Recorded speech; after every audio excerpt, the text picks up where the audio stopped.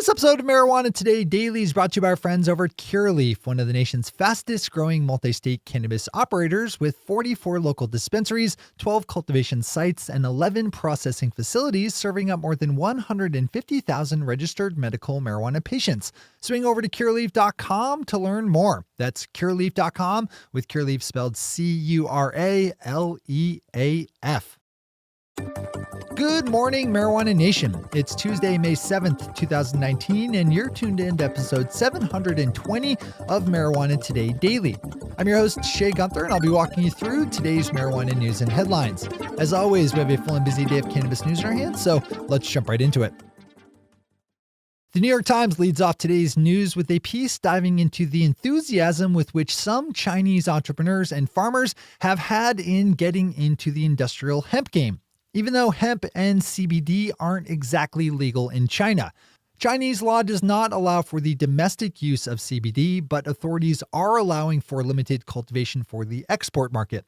I think this one qualifies as our top story today because of the enormous potential that China has for producing hemp and hemp-derived products, especially CBD. If you're in the hemp or CBD game at all, this absolutely needs to be a storyline you're watching and aware of. Pop over to the New York Times to give a read. As always, we have all the news we cover linked to on our website at mjtodaydaily.com. Speaking of CBD, we have news out of Canada that the nation's legal cannabis dispensaries are having a hard time stocking CBD products in the face of boosted demand by consumers. There are nationwide shortages in other legal marijuana products like flower and concentrates, but retailers are anecdotally reporting that CBD is especially hard to keep on the shelves. Experts expect that more supply will come online later in the year as cultivators and processors have certainly noticed the uptick in CBD orders. Our final top story today needs a disclosure as it involves today's sponsor, Curaleaf, which just announced that it is acquiring Ohio-grown therapies of, you guessed it, Ohio, in a deal worth as much as $20 million. Curaleaf is on a bit of an acquisition tear, having just announced the billion-dollar scoop-up of California-based cannabis company Cura Partners. The deal with Ohio-grown therapies will give Curaleaf an entrance into Ohio's market as the company is getting cultivation and processing facilities in addition to all necessary licenses. Those are our top stories for today. It's time for Marijuana Today Daily Headlines Blitz.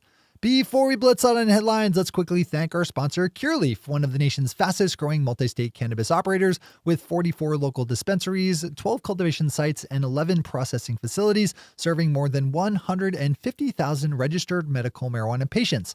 Swing over to Curaleaf.com and find the link for the Veterans Cannabis Project, the leading organization advocating for unrestricted and supported access to medical marijuana by military veteran patients. Curaleaf is helping raise awareness and funds for the Veterans Cannabis Project through in-store displays set up in their many dispensaries. Learn all about their partnership over at Curaleaf.com and then more about the Veterans Cannabis Project itself over at their website at vetscp.org. That's vetscp.org. Big thanks to everyone at Curaleaf for supporting our show as well as worthy and important causes like the Veterans Cannabis Project. All right, time for the blitz. Yesterday, the Oklahoma Tax Commission reported that the state has seen $18 million in medical marijuana sales in the month of April, netting the state $1.2 million in taxes and fees for its troubles. Oklahoma has maybe the most open medical marijuana market in the country in terms of barriers for businesses, and as a result, already has 1,400 licensed dispensaries and almost twice as many commercial cultivators. President Andres Lopez Obrador of Mexico just released a plan to decriminalize a number of illegal drugs. President Obrador's proposal will be submitted to Mexican lawmakers in the nation's Congress and used to guide the crafting of legislation. It broadly denounces the war on drugs in general and says that prohibitionary thinking does not work. Pop over to Kyle Yeager's piece on Marijuana Moment for more on this one. We have another story in need of some disclosure as it concerns our production partners over at KCSA Strategic Communications, with whom we produce the Green Rush podcast. When they're not making podcasts, KCSA works in public relations and investor relations and tapped their network for a survey of high net worth marijuana investors that is worthy of a deeper look. The survey was taken by more than 250 people, all currently investing in marijuana, with half of those folks having a net worth between $100,000 and $500,000, while the other half were up over $500,000. It found that in general, the cannabis investor class is focusing hard on the industry and making a lot of money while doing so. There is, of course, loads more to the survey than that, so I'd recommend that you open up Green Entrepreneur for more details and for a link through to KCSA's full results. You always want to click through to source material. Ocean Malandra over at Weed Maps has a really important story that I hope you open up and read about the use of solitary confinement as a punishment for prisoners found to be using marijuana. If you think it's ridiculous that someone could lose a job or their driver's license because they were found to have marijuana metabolites in their system, imagine being thrown in a box all by yourself for 3 months or longer for the same.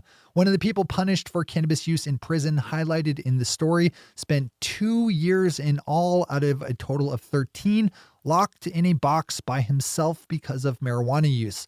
That is disgusting and a mark of shame on our society that we let it happen. GW Pharma, makers of Epidiolex, the only marijuana-derived drug on the market that's received FDA approval as a prescribable medicine, just announced their Q1 financial results with net sales of $33.5 million reported for the drug. Epidiolex is used to treat certain kinds of epilepsy and was prescribed to more than 7,600 patients by over 1,900 doctors so far. New Cannabis Ventures has more on this one. Yesterday, the Texas House of Representatives voted 121-23 in favor of a bill that would expand the state's list of medical marijuana qualifying conditions to include things like cancer, autism, PTSD, Crohn's, and multiple sclerosis. House Bill 1365 has one more vote to go through in the House before it can be sent over to the Senate. And finally for today, Kyle Yeager has another story with a good scoop up of news out of New Zealand, as yesterday details broke for how a 2020 marijuana legalization ballot measure will look. New Zealand government officials confirmed that the vote would be binding and that lawmakers would be obliged to follow its outcome in crafting new law. The proposed measure is quite sweeping and broad and worthy of a full read. Those are the headlines and news for the day. I'll be back with you again tomorrow morning with another information-packed episode of Marijuana Today Daily.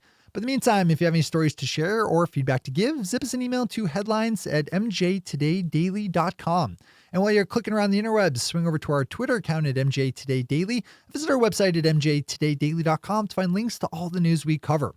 Thanks to our sponsor, Curaleaf, and to all of our awesome patron listeners for the support that makes this show possible. To join the lesser ranks of the patron listeners yourself, swing over to our website at mjtodaydaily.com and click on that big blue button at the top of the page that says Become a Patron. I'm your host, Shay Gunther. Thanks for tuning in and starting your day with marijuana today.